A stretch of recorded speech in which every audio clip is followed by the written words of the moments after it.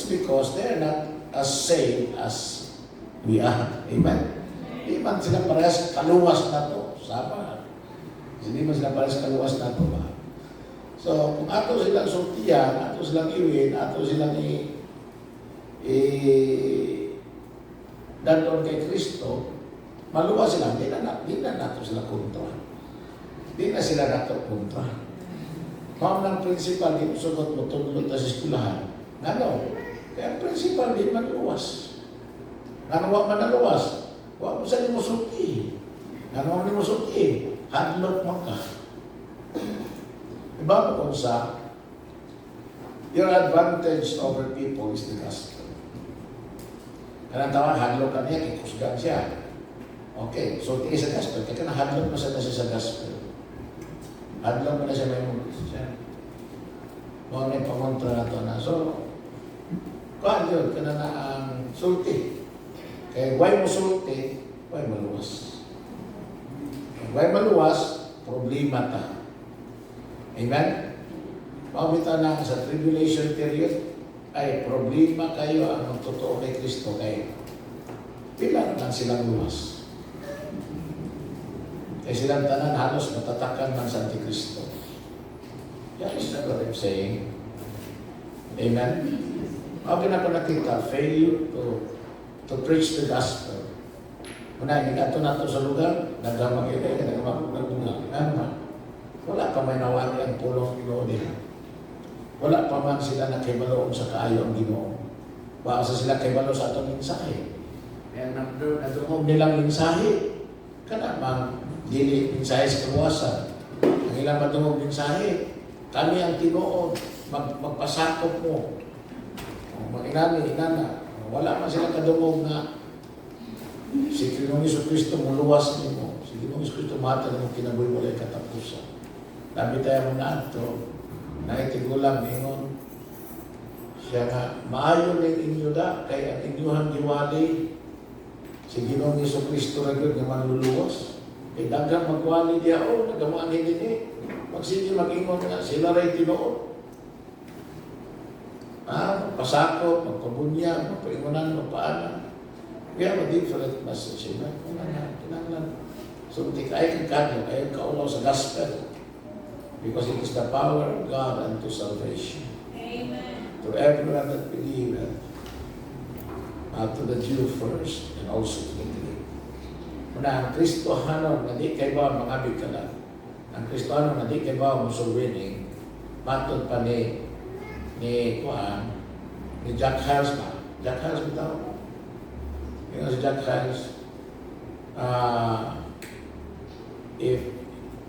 if you are not winning souls, if you don't know how to win souls, you do not know how to soul winning, mahadlo ka, mauwaw ka,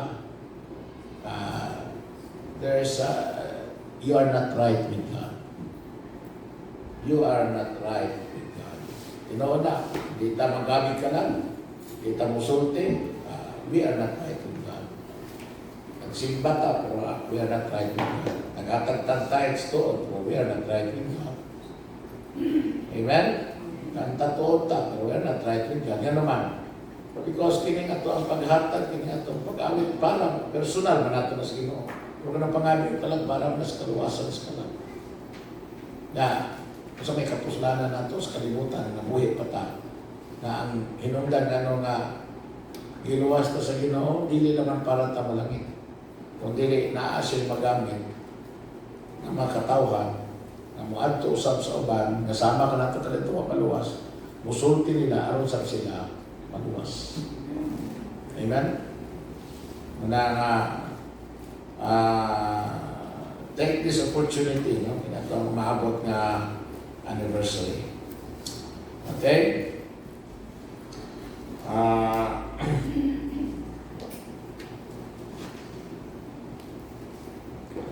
Ang pangutana, ang ato ang Sunday School this morning is about the blood atonement. Ang pag-ula ni Ginoong Jesucristo sa iyahang dugo. Alright? Muna yung itawag atonement. atonement. So, kaning word niya atonement, na ilan nang ikuan na at one moment ko. Yes, tinoon mo na because ang pagpaagas ni Jesus Christ, ang sakripisyo ni Jesus Cristo, ang kamatayon ni Jesus Cristo is only once. So, at one moment. Okay? So, atonement means the reparation for an offense or injury.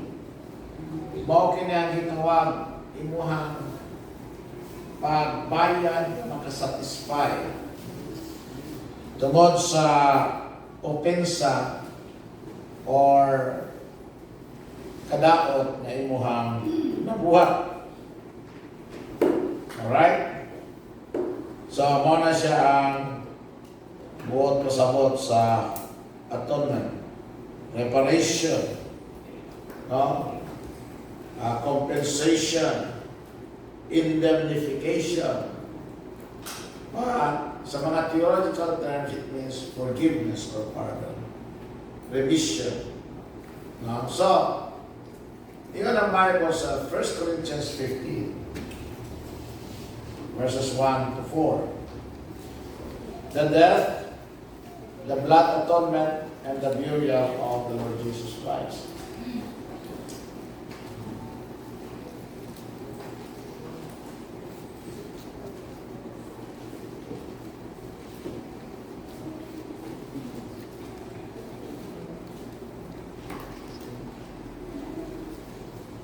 Yung din eh.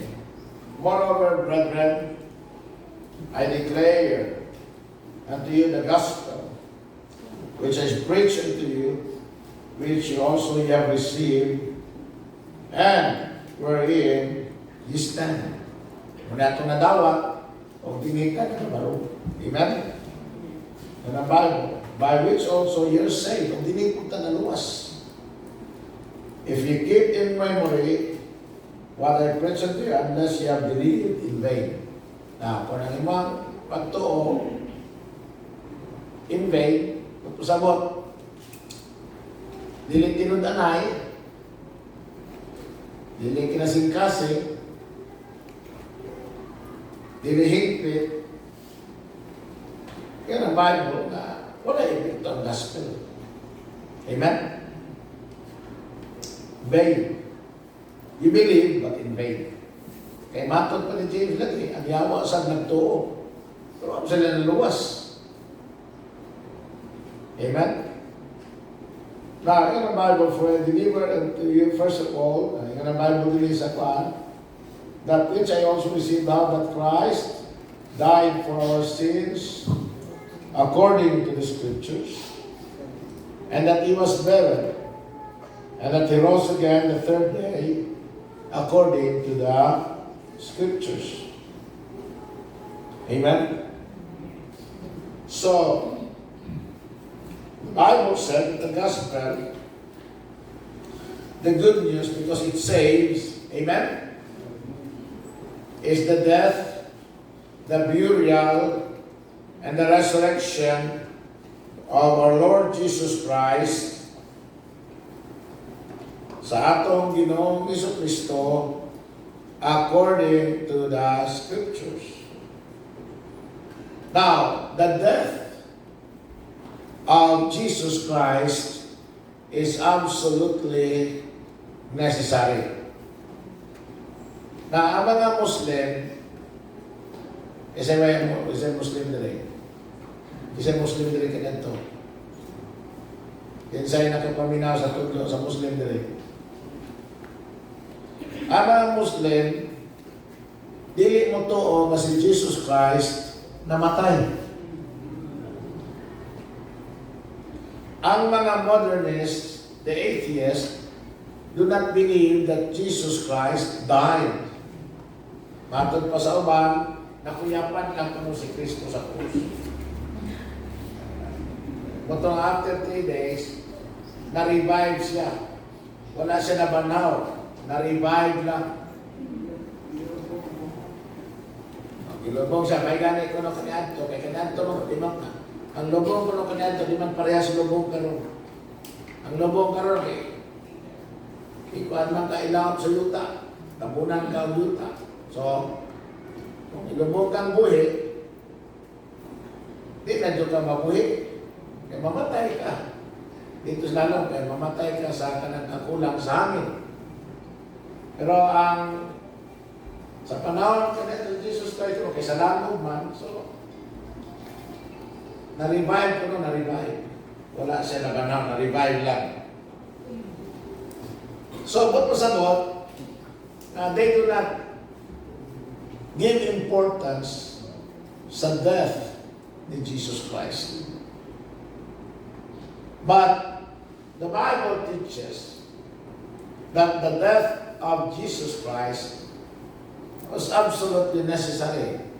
It has to happen. Amen? It should happen. It must happen. And it did happen. Amen? Tama yun. Sakto ba? Amen? Maigos di sa mga ko na gianhin ako. Na ang anak sa tao, siya kinahanglan, sama sa serpente ni Moses nag-iisa sa wilderness, mausap.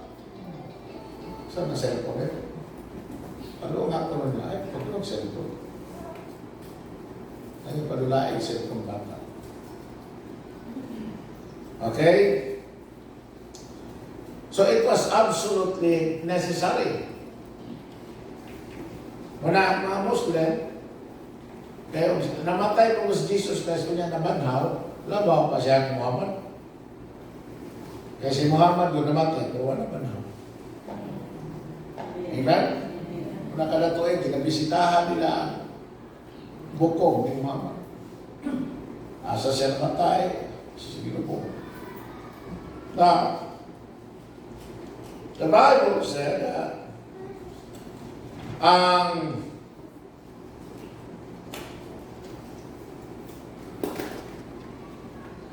balaod sa Diyos, ang pulong sa Diyos, dili mausab na balaod sa Diyos that ang kamatayon, ang kasalanan may kabayaran. And the Bible said in Romans 6:23 that the wages of sin is death. Nanong wages ng pastor tapos death. Ang mga kabayaran sa sala, kamatayon. Dagahan ka magbayad, pero ang bayad usa lang, kamatayon. Amen? So when Adam and Eve sinned, now, God clearly told him na kung mukaon mo, kung makasala mo, kung mulapas mo sa kumalaon, mukaon mo aning prutas or bunga sa kahoy, sa kahibalo, sa pagdautan, thou shall surely die. Matay mo. Now, it happened. But they did not die physically. But they died that day. They paid the first wage of sin. Death. Spiritual death. That day, they were separated from God. Amen? Now, death, ang proper na, ang biblical definition of death is separation. So, nang nahitabo at itong panahon na adlaw is spiritual death. Dili physical death, spiritual death. Amen. 900 years later, Adam again died. This time, physical death, which is another wage for sin. Amen? Now the Bible teaches that there is a second death. The second death, will happen after physical death. Actually, third death na siya, pero ikuha na second death because the only thing that people understand about that is to die physically. Pero doon ay second death. Kanang second death, gitawag na of eternal death. That's another wage for sin. Muna yun ang Bible, the wages of sin is death. Amen? So, kadaghan magbayad, katulo magbayad, pero usara ang bayad. Kamatayon. Amen. So, yun ang Bible, by one man's disobedience, by one man's sin, entered into the world. By the offense of one, sin entered into the world. And so, death by sin. That's why death passed upon all men, for all have sinned. Now, walay tao nga nahimugso, gikan ni Adan, amen? Nga way kasalanan. Amen. O wala usay tao nga nahimugso, gikan sa kaliwat ni Adan, nga makabayad sa iyang kaugalingong kasalanan. Ako may kasalanan. Ikaw may kasalanan. Tagsa nato, kitang tanan may kasalanan. Walay si bisan kinsa nato nga makabayad sa atong kasalanan. Right. Amen. O wala ko sa bisan kinsa nato dinhi nga makabayad sa akong kasalanan.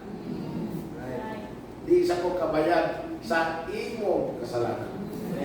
Ngano? Kay naapoy bayranan, naapoy kay bayranan. Right. Para na ko na bay, ako bayran ko dito, bayran ng kurente ba? May ka mo, sa ka. Ako sa ka dito bayran. Diba? So, dimanan mo na, wala isang kinsa nga makabayad sa iyang kagaling kasalanan o walay makabayad bisan kinsa ka nato sa kasalanan sa uban. Right. Manayon sa Ginoo sa 1 Corinthians 15:22. In the Bible, for as in Adam all died, even so in Christ shall all be made alive. Hebrews chapter 9.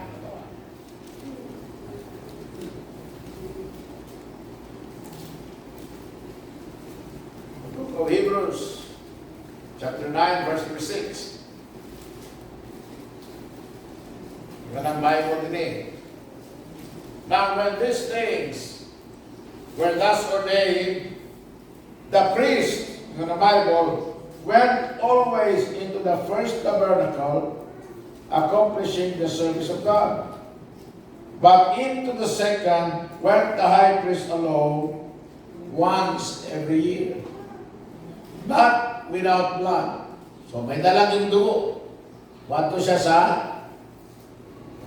gitawag inner, amen, na temple or inner na tabernacle, which he suffered for himself and for the errors of the people. Yung ang Bible, tanaw sa verse number 8. The Holy Ghost, this signifying that the way into the holiest of all was not yet made manifest, while as the first tabernacle was yet standing, which was a figure for the time when present, in which were offered both gifts and sacrifices that could not make him that did the service perfect as pertaining to the conscience, which stood only in meats and drinks, and divers washings, and carnal ordinances imposed on them until the day of Reformation. But Christ, being come and high priest of good tidings to come, by greater and more perfect tabernacle, not made with hands, that is to say, not of this building, neither by the blood of goats and calves, but by his own blood. He entered in once into the holy place, having obtained eternal redemption for us. Now, Jesus Christ was born of a virgin. Managitawag the miracle of the virgin birth. Kaya wala may babae nga magsabak kunya mga anak nga wala mapukan ang iyang pagkabirin. Amen? So, si Maria, who was espoused then to, or engaged then to Joseph, became pregnant. Bisag wala siya may lapti ni Joseph. Gani, nakauna na si Joseph na iyang ulagan sa hilom si Maria. But then, God told him na ayaw na tungod kay ang gisabak ni Maria, iyaman na lang sa balang espiritu. So, nahimugso si Jesus Christ. After Jesus nahimugso, kay minyonon na si Maria kay Joseph, nahimog yun sila. Nahimog yun silang banag asawa. Dayon, nanganak sila. Naa sila yung mga anak. Mga lalaki o babae. But masabot, after Mary gave birth to Jesus Christ, she did not remain a virgin. Ang pangutana, pagpanganak pa ni Maria kay Jesus Christ, birhen pa magyapon siya? Yes. Ano? It's a miracle. Milagro, kaya nagsabak siya, birhen siya, na pagpanganak na kay Jesus Christ, birhen gyapon siya. Why? Because it's a miracle. It's supernatural. But then, Mary did not remain a virgin. Nga naman, hindi man siya kay Joseph.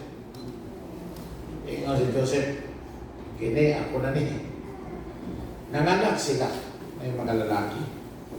May mga igsuon si Jesus Christ. No? Dito sa Nazareth. So, Jesus Christ, through the virgin birth, si Jesus Christ pinaagi sa miracle of the virgin birth. Matot pa sa Bible,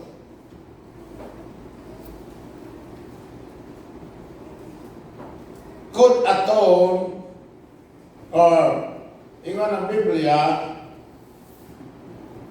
became the only substitute for lost man.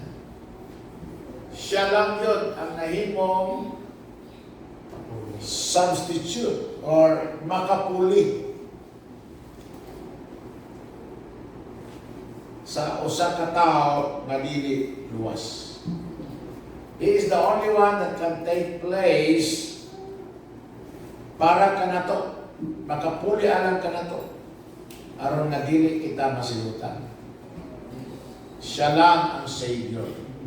Di ko makaluwas mong kalingon, di ka makaluwas nako, di ka kaluwas mong kalingon, di po ko makaluwas nimo. So, ba't masabot, nagkinahanglan taong kung sa manluluwas. Amen. Yang ato manluluwas, kinahanglan, dili, amen? Dili, gikan kay Adan.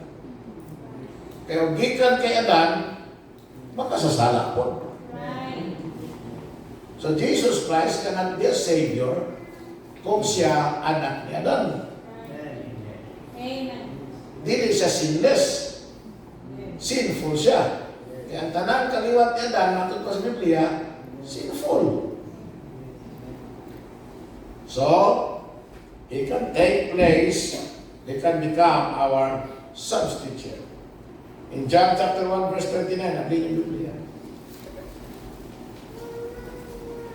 John 1:29.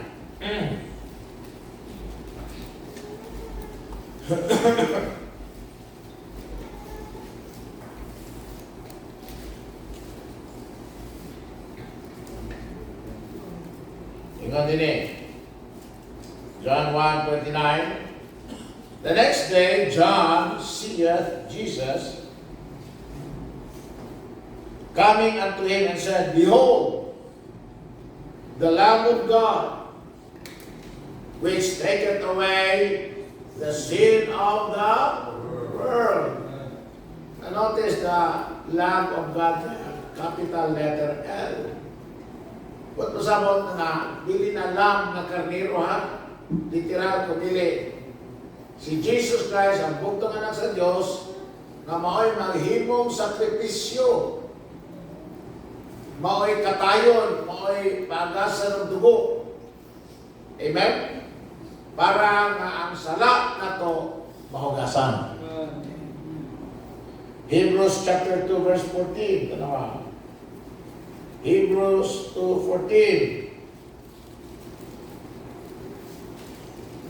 Ingon ang Biblia, for as much then as the children are partakers of flesh and blood, he also himself likewise took part of the same. Maninugan natin na Jesus Christ took part of the same. Nagpakatao din siya. Amen? That through death, because that's the only way he can die. That's the only way he can become a lamb na isakripisyo ala sa kabayaran sa itong kasalanan. That through death, he might destroy him that had the power of death, that is the devil. Hebrews 5:8-9.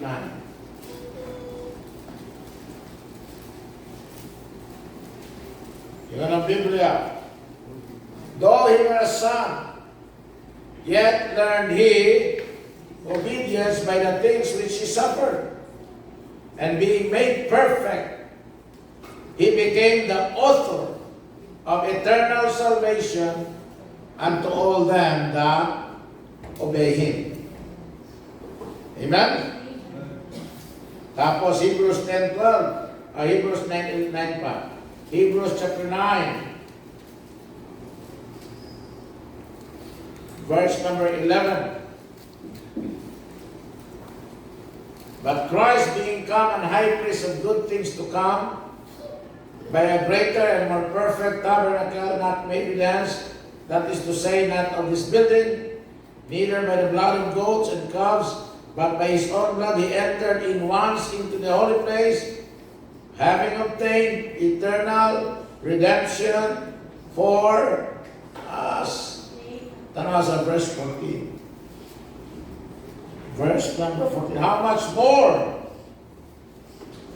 shall the blood of Christ, even says in verse 13, for if the blood of bulls and of goats and the ashes of an heifer sprinkling the unclean sanctified to the purifying of the flesh, how much more shall the blood of Christ, who through the eternal Spirit offered himself without spot to God, purge your conscience from dead works to serve the living God. Hebrews chapter 10, verse number 12. In the Bible, but this man, after he had offered one sacrifice for sins, you know the Bible, this is not to be repeated again. Una ka nang ginahimo kada Semana Santa na tanawan, nahog ang bugal-bugal. Naay nangahog sa krus. Naglokso. Pag-ana nila, butakilin mo lang po, butakilin mo, huwag siya. Ibuhian niya krus. Nilokso siya. Kaya mo nag-ihimos ito ito. Nilokso, awag ito kaluwasan. Amen?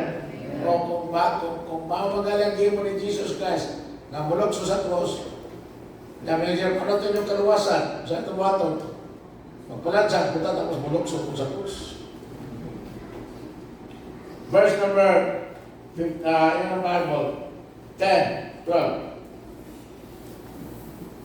While this man, after he had offered one sacrifice for sins, forever sat down on the right hand of God.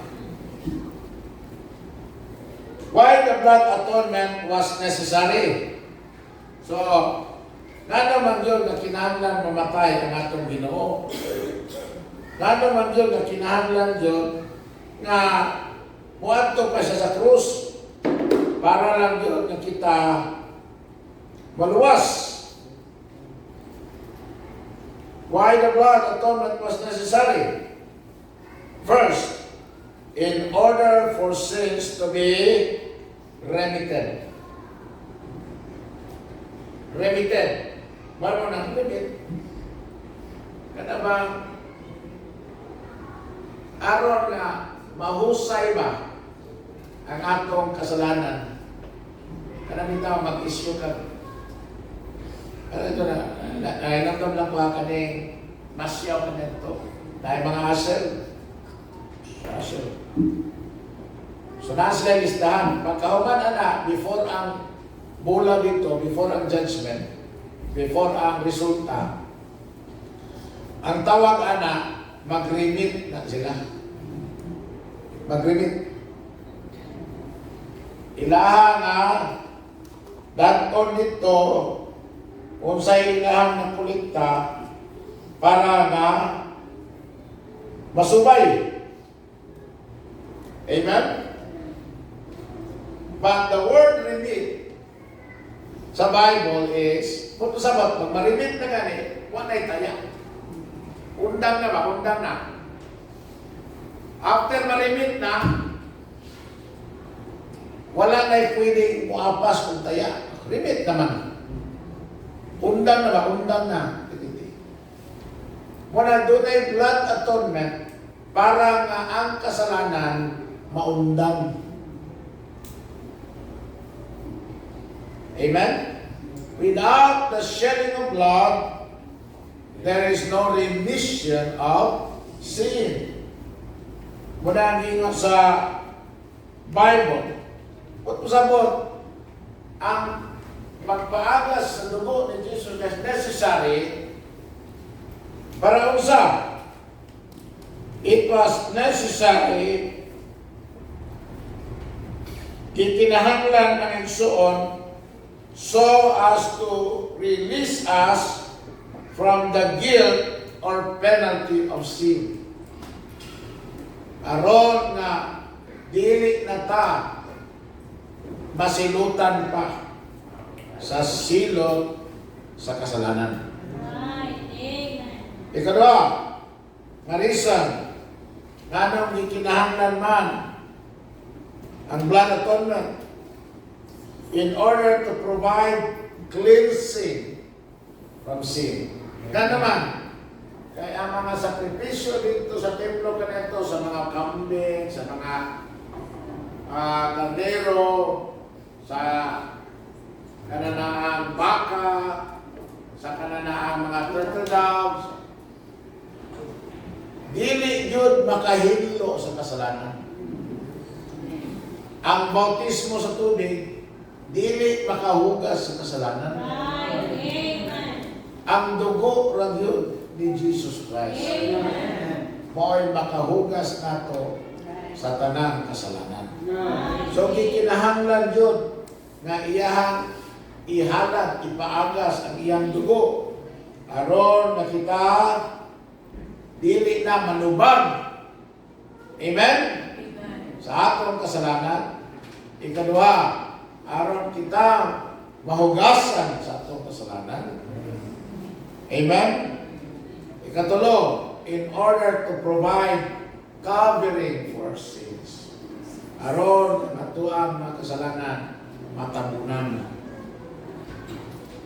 Muna, ang paglubog kay Jesus Christ Amen? Kung gitabunan ang lugnanan, ulagway katuusab sa pagtabon kanato sa dugo ni Jesus, kamatay ni Jesus Christ sa atong mga kasalanan. Tabunan na ba? Di na makita sa Ginoo. Ang makita sa Ginoo, ang iyang dugo. So when God looks at me, although I am a sinner, pero dili ang akong kasalanan mo iyang makita. Ang makita sa Ginoo, ang dugo ni Jesus Christ, nga sakripisyo kabayaran sa akong kasalanan dito sa Krus Kalbaryo. Amen. Amen? So ang iyang makita ang pagkamatarong ni Ginoong Kristo. Mo na hinungdan ano nga ang Ginoo nagpaulat ng siyang dugo. Amen? Now the Bible said life is in the blood. What Jesus Christ's blood gave us, it gave us what? Eternal life. Everlasting life. Kinabuhi na walay katapusan. So, nga naman nga ang kamatayon ni Jesus Christ, ang iyang kinabuhi, ang iyang paglubong is important. Anong appeal man yun sa gospel? Ang iyang kamatayon, paglubong, o pagkabanhaw. Yan ang sa itong sa lubong. Amen? The Bible said his burial must be according to the scriptures. Isaiah 53 verse 9. Isaiah 53, verse 9.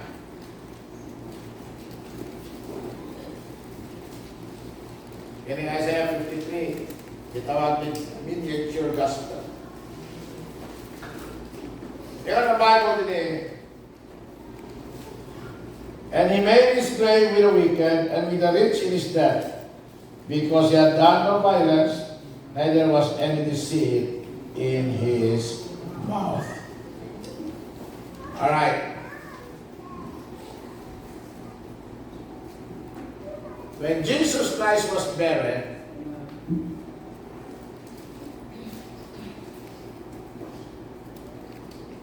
it means, mga igsoon, na he died. Amen? Namatay si Jesus Christ. Ba't masabot, nabayaran ang atong kasalanan. Amen. Amen? Natakbo ang sakripisyo nga maoy makahupay sa kasuko sa Dios, batok sa kasalanan. Batok sa makasasala. So, gilubong siya. Amen? Kung pasabot sa ato mga kasalanan, nalubog uban kaniya. Amen? Matay man nalubog. But then Jesus Christ did not stay dead. The third day, he rose again. Not with the same body, because that body died. Amen? This time, with a glorified body. Amen. Pasabot, the old self, the old sin is gone. Wala na. Ingon ang Bible sa 2 Corinthians, all things are passed away. Behold, all things are become new. When Jesus Christ rose again from the grave, mga igsoon, it means bagputang binuhat. Amen. So, it's absolutely imperative that Jesus Christ fulfill every scripture in His pre-existence, sa iyang kinabuhi sa kalibutan, sa iyang kamatayon o sa iyang paglubog. according to the scriptures gina. Kaya dili to according to the scriptures. Mabito na bitali yun. Isa ka itong ginaparo siya, isa ka itong gilupan siya, isa ka itong gilaksian sa bungo, isa ka itong ginansa sa krus. Every word that was uttered during the crucifixion was there because it's all written. Kinahanglan dito tanan. So that ang iyang death, burial, resurrection according to the scriptures. Amen. Amen?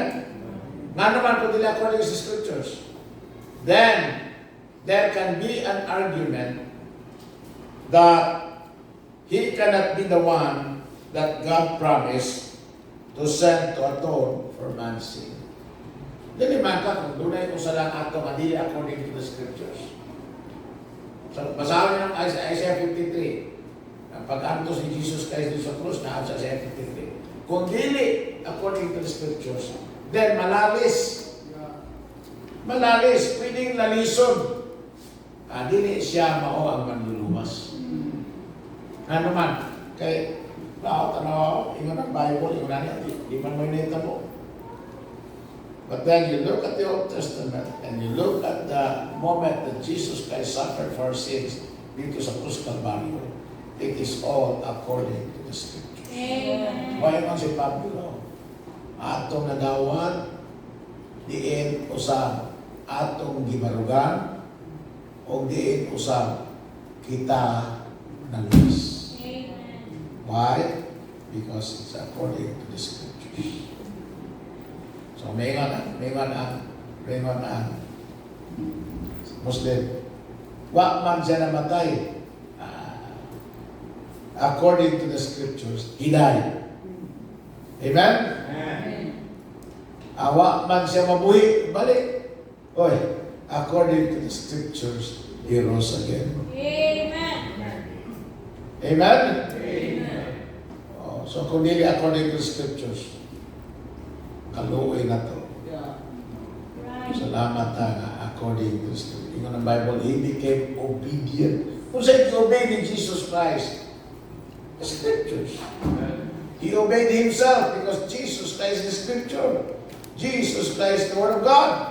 Walay contradiction kay Jesus Christ. Amen. Ingon ang Bible. According to the scriptures, according to himself, according to what he said. He died, he was buried, and rose again. Amen. It was necessary, amen, to pay for the penalty of sin, so that there will be remission of sin, so that there will be cleansing of sin, so that there will be covering of sin, and so that there will be eternal life for everyone that believes. Amen? Amen. Everyone that believes in the death, the burial, and resurrection of Jesus Christ. Manito pa na naman. Let's go to the Lord in prayer. Father in heaven, thank you so much for that, Lord. I pray now, ubang ka ng padayon, gawin may maya sa ngalan ni Jesus Cristo. Amen. We're not take a break for 5 minutes. After the break, please come again and then continue sa toang pagsilang.